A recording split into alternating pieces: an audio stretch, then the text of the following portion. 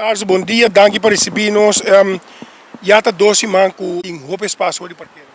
Me quero bom dia, Sr. Huki, mas danke por oportunidade. Começar a compreender alguma coisa para fazer reintrodução e restart de Aeroparking duidelijk para toda gente.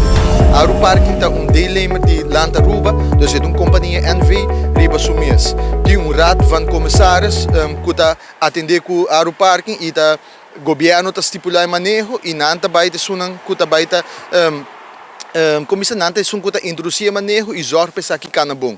Tem uma diferença grande entre Aeroparking de passado e Aeroparking atual. Para que como te pensa aqui, pessoal, Aeroparking de passado, mestra generar entrada para se que não ajuda cobrir o buraco que tem de Aerobus.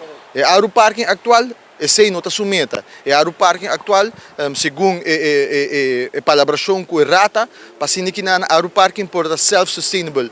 Está sustentável e não mestre na placa e não mestre boot rende para logo para generar entrada para cobrir o buraco financeiro que tem na Aerobus. Essa aí tem uma diferença grande acaba com a reintrodução de conversação com o comércio mesmo no centro da cidade e petição grande está para regular parqueio e para regular parqueio 3 pontos está cardinal para não terceira ordem, controle e mobilidade.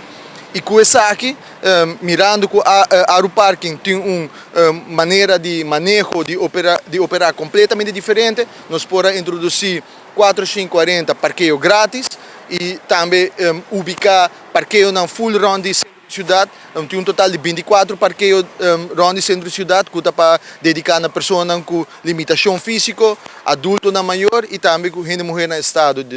Mas aqui tem a primeira fase de introdução. Tem conversação também em lugar de